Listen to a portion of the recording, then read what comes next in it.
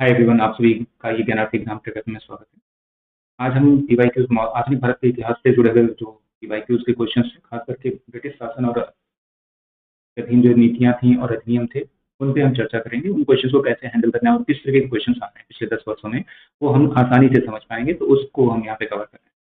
तो जो पहला क्वेश्चन दिया गया है वो ये है कि भारत शासन अधिनियम 1919 में निम्नलिखित में से किसे स्पष्ट रूप से परिभाषित किया। ध्यान रखना, स्पष्ट रूप से किसे परिभाषित किया है ये पूछा गया है। हो सकता है इसमें से 2 या 3 जो भी ऑप्शन दिए गए हैं वो सभी हों, लेकिन सबसे ज्यादा स्पष्ट कौन है ये आपको बताना।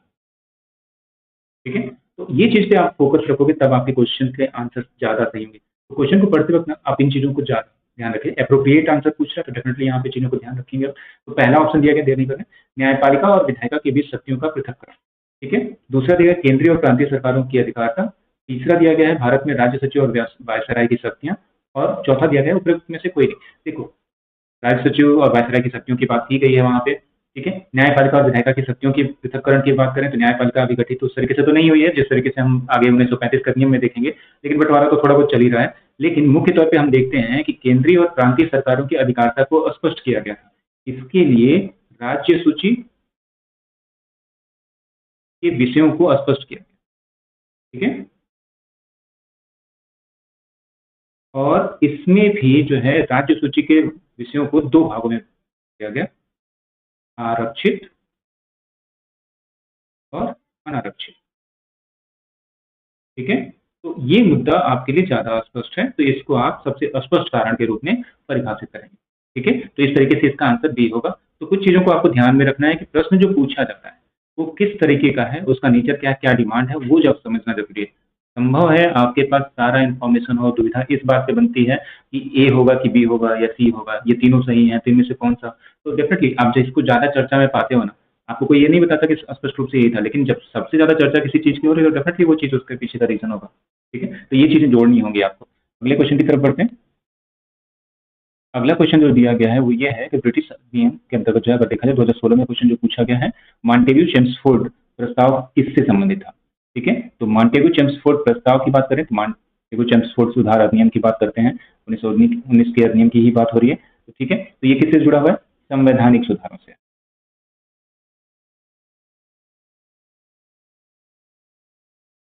ठीक है, जो विशेष करके 1909 के अधिनियम की कमियों को दूर करने के लिए लाया गया था, और जो औपनिवेशिक शासन था उसकी कुछ आवश्यकताएं थी, उसको पूरा करने के लिए लाया गया था। इसका आंसर हो जाएगा संवैधानिक सुधार। फिर से मैं क्लियर कर दूं, यहाँ पे जो मुख्य उद्देश्य होगा हम उसे ही सामने रखेंगे, अन्य उद्देश्यों को हम इग्नोर करेंगे। ये क्वेश्चन इजी है वैसे। ठीक है, अगले क्वेश्चन की तरफ बढ़ते हैं।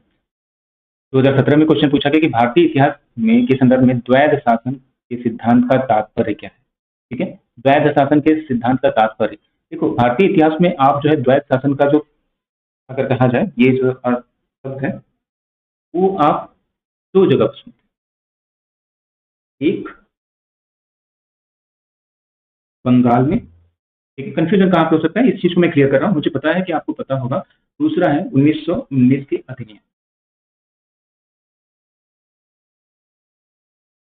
ठीक है, बंगाल में जो है वहां पे क्या किया गया था कि दीवानी और फौजदारी, मतलब अगर कहें तो दीवानी मामलों को अलग किया गया था, राजस्व संग्रह को अलग किया गया था। उसी तरीके से इसमें क्या किया गया था, 1919 के नियम में राज्यों में स्वैध शासन की व्यवस्था की गई थी। इस तरीके से आरक्षित और अनारक्षित मामलों में, ठीक है, संसाधन जहां से मिलने थे वहां पे जो है उनको विषयों को आरक्षित कर दिया गया था, और जहां पे खास करके सामाजिक सेवाओं जैसी जो व्यवस्थाएं थी, जैसे स्वास्थ्य हो गया, उन पे जो खर्च करना था वो राज्यों के अधीन कर दिया गया। और इसमें गवर्नर, ठीक है, और राज्य का निर्वाचित मुखिया, मैं संक्षिप्त में लिख रहा हूँ, तो ये चीजें जो है ध्यान रखना।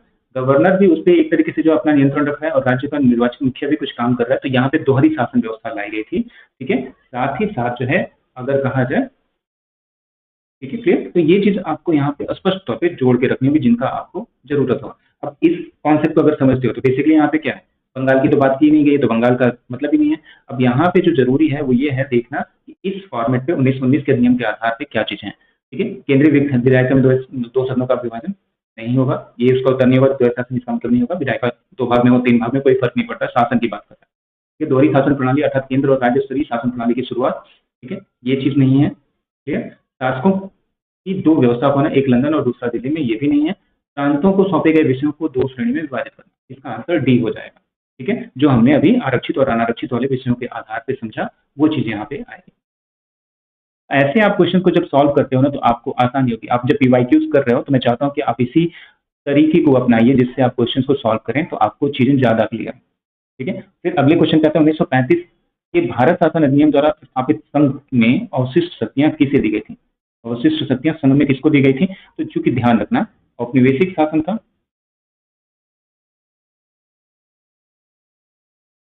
ठीक है, औपनिवेशिक शासन है, और इसमें गवर्नर जनरल या वायसराय महत्वपूर्ण तौर पे औपनिवेशिक शासन की केंद्र बिंदु के तौर पे था। तो इसको जो है अवशिष्ट शक्तियां दी गई थी। ठीक है, ताकि जो है ये हमेशा औपनिवेशिक शासन मजबूती से बना रहे। अब क्यों मैं कह रहा हूँ कि अवशिष्ट शक्तियां इसको दी गई थी? जैसे नए क्षेत्र जो उद्भव हो या नया कहीं पे पावर आने की बात हो, तो वहां पे वायसराय पहले उसके पास आए, वो उसके बाद डिफाइन कर सकते हैं कि किसके पास होना चाहिए। अवशिष्ट शक्तियां ऐसी शक्तियां होती है जिनका कहीं पे उल्लेख नहीं किया गया है और आगे उनका उपयोग किया जाए, या उस तरीके की चीजें हैं। ठीक है, तो अभी जैसे वर्तमान भारतीय संविधान में भी देखोगे या व्यवस्था में, तो अवशिष्ट शक्तियां जो है संघ के पास है। ठीक है, अवशिष्ट शक्तियां संघ के पास दी गई हैं, ताकि जो नए क्षेत्र उद्भूत हुआ तो उस पर संघ का सीधे नियंत्रण हो। जैसे इंफॉर्मेशन एंड टेक्नोलॉजी की बात करें, आईटी सेक्टर जब डेवलप हुआ तो वो संघ के पास चला गया, उस पर कर लगाने का अधिकार संघ के पास है। ऐसी चीजें आप जोड़ के रखोगे। ओके, अगले क्वेश्चन की तरफ बढ़ते हैं। तो यहाँ पे ध्यान रखना, ये जो इसका आंसर होगा बी होगा। नेक्स्ट क्वेश्चन की तरफ बढ़ते हैं। ब्रिटिश अधिनियम में बात की गई 2021 में जो क्वेश्चन पूछा गया था, निम्नलिखित तथ्यों पर विचार कीजिए। तो अगला क्वेश्चन दिया गया कि निम्नलिखित तथ्यों पर विचार कीजिए। 1919 के मॉन्टेग्यू चेम्सफोर्ड सुधारों ने 21 वर्ष से अधिक उम्र की सभी महिलाओं को मतदान का अधिकार, ठीक है, 21 वर्ष से यहाँ पे दिया गया अधिक उम्र की सभी महिलाओं को मतदान का अधिकार देने की सिफारिश की थी। दूसरा दिया गया कि यहाँ पे भारत सरकार अधिनियम 1935 जो है के तहत महिलाओं के लिए विधायिका में सीटें आरक्षित की गई थी। इनमें से पूछा गया कि कौन सा कथन सही है। तो क्या आपको पता है कि सार्वभौमिक मताधिकार कब दिया गया था? ठीक है, और 1919 के अधिनियम तक किस चीज की बात की गई थी? तो सीमित मताधिकार।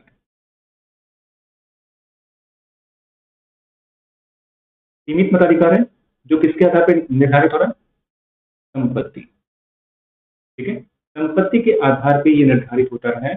जैसे ये स्टेटमेंट दिया गया, अब अगर हम इसकी बात कर लें कि ये क्या सही होगा या गलत होगा, तो सिंपल सी चीज है, हम जब जान रहे हैं कि आजादी तक जो है सीमित मताधिकार ही रहा है और संपत्ति उसके लिए एक मायने के तौर पर है, तो पहला स्टेटमेंट महिलाओं की ही बात करें। ठीक है, आपको नहीं पता कि महिलाओं को कब दिया गया था या नहीं दिया गया था, लेकिन उस टाइम पे इस आधार पे दिया जा रहा है, उसके आधार पे अगर आप जाओगे तो ये स्टेटमेंट क्या होगा? गलत हो जाएगा। ठीक है, अब आगे बढ़ते हैं इसमें दूसरे स्टेटमेंट की तरफ। दूसरा स्टेटमेंट कह रहा है कि भारत सरकार अधिनियम 1935 जो है के तहत जो महिला के लिए विधायिका में सीटें आरक्षित की गई थी या नहीं, तो ये चीज आपको जानना पड़ेगा, महिलाओं के लिए सीटें आरक्षित हुई थी या नहीं। ठीक है,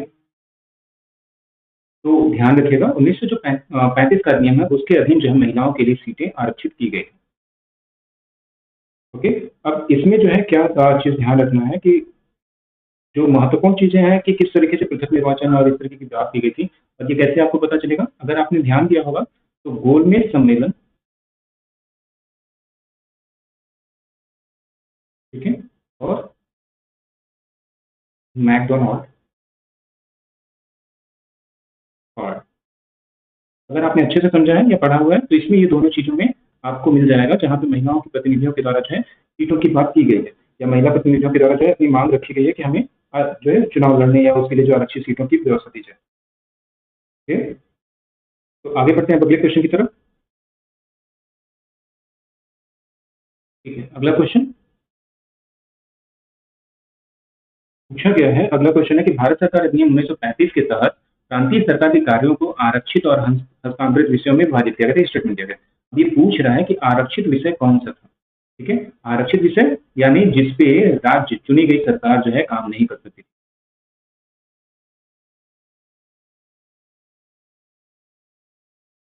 कार्य नहीं करे, ठीक है, यानी उसके अधिकार क्षेत्र में नहीं हो। तो सिंपल सी चीज है, पहला भू राजस्व व्यवस्था में नहीं होगा, दूसरा पुलिस प्रशासन पे उसका अधिकार नहीं होगा। ठीक है, ये क्या थे? ये आरक्षित विषय होंगे, राज्यों को ये अधिकार नहीं दिया जाएगा उस टाइम में तक जब तक औपनिवेशिक शासन है। तो तीसरा और चौथे के हिसाब से अगर देखें आप, तो कौन कौन सा एलिमिनेट हो सकता है, ये दोनों अगर रखेंगे तो पहला ये एलिमिनेट हो जाएगा, तीसरा इसमें नहीं है तो ये हो जाएगा एलिमिनेट। ठीक है, अब जो है यहाँ पे दिया गया है पहला न्याय प्रशासन और स्थानीय प्रशासन। स्थानीय प्रशासन से जो है औपनिवेशिक शासन को कोई ज्यादा बेनिफिट होने वाला नहीं है, तो ये क्या करेगी, उसको अनारक्षित रखेगी। आप एक बार मान लो आपको याद नहीं है चीजें, बस लॉजिक अगर आपको क्लियर है तो आप आसानी से समझ सकते हो। न्याय प्रशासन पे डेफिनेटली वो नियंत्रण रखना चाहेंगे, क्योंकि इससे जो है व्यवस्था संचालन उनके लिए आसान हो जाएगा। तो ये तीनों जो है क्या होंगे, आरक्षित रहेंगे। क्लियर, तो इस तरीके से जो आपका आंसर होगा वो हो जाएगा सी। तो देखो क्वेश्चन को करने के पीछे ना थोड़ा लॉजिकल रहो, हर फैक्ट हर कॉन्सेप्ट आप नहीं याद रख सकते। अगर आपको मोटे कॉन्सेप्ट जो मेजर कॉन्सेप्ट हैं वो याद है तो डेफिनेटली आप क्वेश्चन को आसानी से कर सकते हैं। अगले क्वेश्चन की तरफ बढ़ते हैं। भारत शासन अधिनियम 1935 के संदर्भ में निम्नलिखित कथनों पर आपको विचार करना है। पहला किया गया कि इसमें ब्रिटिश भारतीय प्रांतों और देशी रियासतों को मिलाकर एक अखिल भारतीय संघ की स्थापना का प्रावधान किया गया। ठीक है, ये सही है। रक्षा और विदेश मामलों को संघीय मंडल के नियंत्रण के अधीन रखना था, ये पूछा गया है। तो ये बोल रहा है कि रक्षा और विदेश मामलों को संघीय विधानमंडल के अधीन, विधानमंडल की बात कर रहे हैं। ठीक है, तो यहाँ पे जो दिया गया है कि वो बेसिकली क्या था कि उसमें जो है तीन चीजों की बात तो की ही जाती है कि जहाँ पे देशी रियासतों से अगर कहा जाए तो चीजें रहेंगी, लेकिन जो महत्वपूर्ण है यहाँ पे वो होगा दूसरा स्टेटमेंट जो है संघीय विधानमंडल के अधीन नियंत्रण में रखने की बात कर रहे हैं, वो गलत हो जाएगा। ठीक है, क्यों, क्योंकि ये जो है सरकार के अधीन रखने की बात होगी, संघीय विधानमंडल के अधीन नहीं। ओके, अगले क्वेश्चन की तरफ बढ़ते हैं। ये क्वेश्चन है 1813 के चार्टर के संदर्भ में। 1813 के चार्टर अधिनियम के बारे में निम्नलिखित तथ्यों पर विचार कीजिए और सही क्वेश्चन आपको बताना है कि कौन सा सही स्टेटमेंट है। इसने भारत में ईस्ट इंडिया कंपनी के व्यापार एकाधिपत्य को चाय के व्यापार और चीन के साथ व्यापार को छोड़कर समाप्त कर दिया। ठीक है, दूसरा स्टेटमेंट जो दिया गया है, इसने कंपनी द्वारा अधिकार में लाए गए भारतीय राज्य क्षेत्रों पर ब्रिटिश राज्य यानी क्राउन की संप्रभुता को सुदृढ़ कर दिया। तो ये भी सही है और ये स्टेटमेंट भी सही है। भारत का राजस्व अब ब्रिटिश संसद के नियंत्रण में, ब्रिटिश संसद के नियंत्रण में आने की बात कर रहा है अभी, तो ये अभी नहीं होगा, ये आगे चल करके होगा। कब, जब 1857 की क्रांति के बाद 1858 में पूरा शासन जो है क्राउन के अधीन आएगा वहां पे।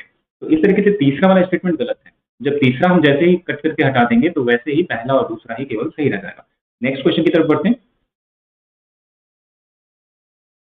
निम्नलिखित में से किस अधिनियम द्वारा बंगाल के गवर्नर जनरल को भारत के गवर्नर जनरल के रूप में नामित किया गया था?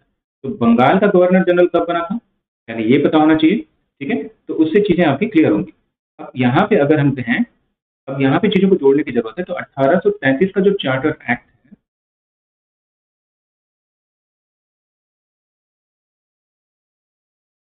ठीक है, चार्टर एक्ट है, उसमें जो है बंगाल के गवर्नर को भारत के गवर्नर जनरल के रूप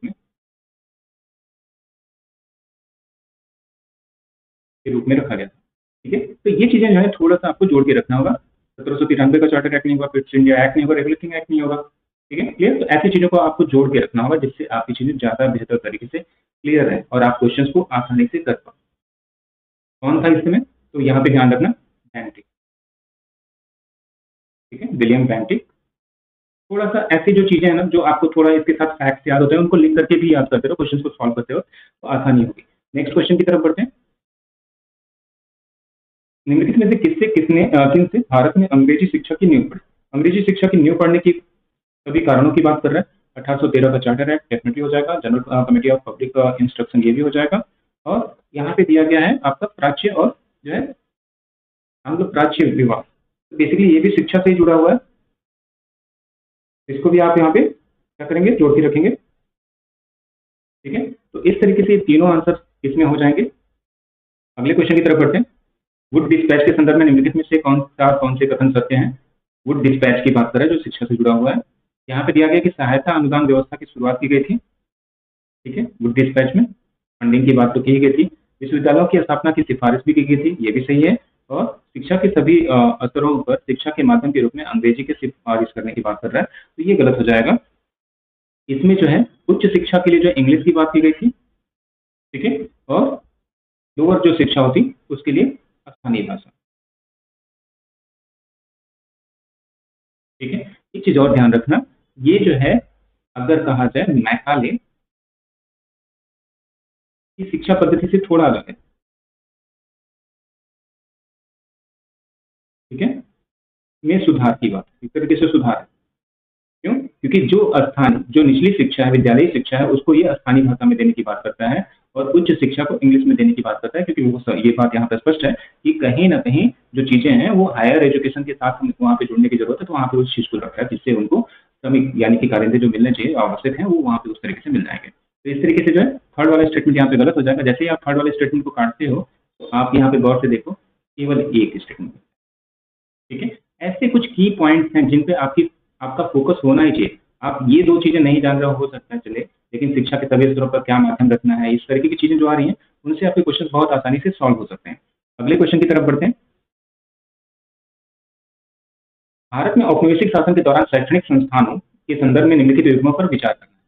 बनारस में जो संस्कृत कॉलेज था उसके संस्थापक के तौर पे विलियम जोन्स का नाम दिया गया है, तो ये आपको पता ही है कि ये गलत हो जाएगा। यहाँ पे जोनाथन डंकन का नाम आता है। ठीक है, कलकत्ता मदरसा वारेन हेस्टिंग सही है। ठीक है, तो दो जिसमें है वो बचा रहेगा और यहाँ पे आपको पता है कि पहला गलत है, दैट मीन्स ये ऑप्शन भी कट जाएगा। ठीक है, और सॉरी यहाँ पे तीसरा नहीं, पहला गलत है तो ये वाला कट जाएगा और ये वाला कट जाएगा, और दो वाला सही है तो दो के साथ तीन का कोई कॉम्बिनेशन नहीं देगा, तो आप नहीं भी कर रहे हो तो भी हो जाएगा। फोर्ट विलियम कॉलेज की बात कर रहा है, तो इसकी अगर हम बात कर लें तो ये फोर्ट विलियम कॉलेज की स्थापना जो है वेलेस्ली द्वारा की गई थी। यहाँ पे देखो ध्यान रखना, ये ऑर्थर वेलेस्ली है, लॉर्ड वेलेस्ली नहीं है, लॉर्ड आर्चर वेलेस्ली। ठीक है, तो यहाँ पे एक बार के लिए आप कंफ्यूज हो सकते हो, लेकिन जब इस स्टेटमेंट और इस स्टेटमेंट को आप आसानी से कर लोगे ना, ये ऑप्शन देने के बाद भी आप चीजों को सही कर सकते हो, क्योंकि दो और तीन का कॉम्बिनेशन ही नहीं। तो एकदम क्लियर रहिए, ऐसे नाम जहाँ पे आपको कंफ्यूजन हो रहा है, जैसे मुझे अभी थोड़ी देर के लिए हुआ पीवाईक्यू में, बट मैं चाहता हूँ कि आप इस चीज को समझो कि आपके लिए बहुत आसान है उन चीजों के साथ जुड़ना जहाँ पे गलतियां हैं, एलिमिनेशन। अगर पहला गलत है तो सबसे पहला उन ऑप्शन को कट करके हटा देना, दूसरा सही है तो दूसरा जहां भी नहीं है वो ऑप्शन कट जाना और सीधे आपका उत्तर मिल जाएगा, कोई इसमें सोचने की जरूरत आपको नहीं है। अगले क्वेश्चन की तरफ बढ़ते हैं। अगला क्वेश्चन दिया गया है, लॉर्ड वेलेस्ली के संदर्भ में द्वारा लागू की गई सहायक संधि पर निम्नलिखित तत्वों में से कौन सा लागू नहीं होता है। ठीक है, तो इसमें दिया गया है दूसरों के खर्च पर एक बड़ी अस्थायी सेना को बनाए रखना, डेफिनेटली ये सही हो जाएगा। ये सही है, लेकिन सही नहीं, यहाँ पे पूछ रहा है कि कौन सा एक तरीके से लागू नहीं हो रहा तो गलत होगा। ये सही है तो इसको हम हटा देंगे, इसमें ऑप्शन में नहीं होगा। भारत को नेपोलियन के खतरे से सुरक्षित रखना, ये भी उस समय का था, इसको भी नहीं रखेंगे। ठीक है, कंपनी के लिए एक नियत आय का प्रबंधन करना और भारतीय रियासतों पर ब्रिटिश सर्वोच्चता को स्थापित करना, यहाँ पे दो ऑप्शन दिए गए। तो बेसिकली यहाँ पे कोई आय को लेकर के प्रबंधन की बात नहीं थी, आय जैसा मैटर था ही नहीं उसमें, तो ये ऑप्शन इसमें नहीं होगा, बल्कि ब्रिटिश सर्वोच्चता को भारतीय रियासतों पर स्थापित करने के लिए जो है सहायक संधि स्थापित करना और उनकी जो है विदेश नीति रक्षा पे अपना नियंत्रण स्थापित कर लेना, इनका मुख्य उद्देश्य था सहायक संधि का। तो डेफिनेटली ये हो जाएगा, लेकिन इससे आय का प्रबंधन करना नहीं था, बल्कि उससे जो है एक अस्थायी सेना के खर्च को निकालना था, बस इतना है, आय प्रबंधन नहीं था इसमें। ठीक है, अगले क्वेश्चन की तरफ बढ़ते हैं। 1927 की बटलर समिति का उद्देश्य क्या था? तो बटलर समिति किस संदर्भ में आई थी ये आपको पता होना चाहिए। ये देशी रियासतों के साथ संबंधों को लेकर के थी, यानी देशी रियासतों पर गठित किया गया था इसलिए। ठीक है, के लिए गठित किया गया था। तो इसका सीधा सा मतलब हो जाएगा, जब अगर आपको ये पता है तो बहुत आसानी से हो जाएगा कि ये डी ऑप्शन हो जाएगा यहाँ पे।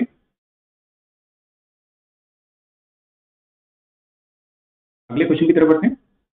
वेलेस्ली ने कलकत्ता में फोर्ट विलियम कॉलेज की स्थापना किस चीज के लिए की थी? अभी जैसे पीछे में एक क्वेश्चन हमने देखा कि वेलेस्ली का नाम आया था, वहां पे आर्थर वेलेस्ली का नाम था, जबकि आर्थर वेलेस्ली है। तो थोड़ा सा ध्यान रखना, फोर्ट विलियम कॉलेज की स्थापना जो है किस लिए की गई थी? तो यहाँ पे अगर देखा जाए तो यहाँ पे जो होगा आपका दिया गया जो ऑप्शन है उसे लंदन में स्थित निदेशक मंडल द्वारा ऐसा करने के लिए कहा गया था, तो ऐसा नहीं था स्टेटमेंट में जो दिया गया है। ठीक है, दूसरा, प्राच्य ज्ञान की प्रति रुचि को पुनर्जीवित करना चाहते थे, ये भी नहीं था, विलियम कैरी और नहीं नहीं, ठीक है, तीसरा ऑप्शन भी नहीं होगा, विलियम कैरी और उनके सहयोगी को रोजगार प्रदान करना नहीं, वह ब्रिटिश नागरिकों को भारत में प्रशासन हेतु प्रशिक्षित करना चाहता था, यही है इसका पूरा मेन रीजन, जो बाद में इसलिए निदेशक मंडल के लोगों को जानकारी नहीं दिए जाने के कारण जो है बाद में इसको बंद कर दिया गया था। ठीक है, अब ये जो हमारे क्वेश्चन थे अधिनियमों और नीतियों से लेकर के ये कंप्लीट हो गए हैं। ओके, और इन क्वेश्चंस को करने में थोड़ा सा ध्यान रखना, जैसे अधिनियमों की बात करें, ज्यादातर प्रश्न जो है ना वो आपका 1919 के अधिनियम एवं 1935 के अधिनियम से पूछे गए हैं। तो आप जो है मैं सजेस्ट करूंगा 1909 का अधिनियम 1919 का अधिनियम और 1935 का अधिनियम किसी भी हाल में यूपीएससी के लिए जाते वक्त तैयार करके जाइए। कुछ प्रमुख समितियां हैं जो महत्वपूर्ण हो जाती हैं, जैसे बटलर समिति है, उससे कई बार क्वेश्चन पूछा गया है, तो समितियों के क्वेश्चन आते रहते हैं, तो उन समितियों को भी तैयार करना होगा। और जो नीतियां रही हैं, नीतियों के भी क्वेश्चन मिलेंगे आपको, ठीक है? नीतियों पर भी क्वेश्चन मिलेंगे, तो उनको आपको तैयार करने की जरूरत होगी।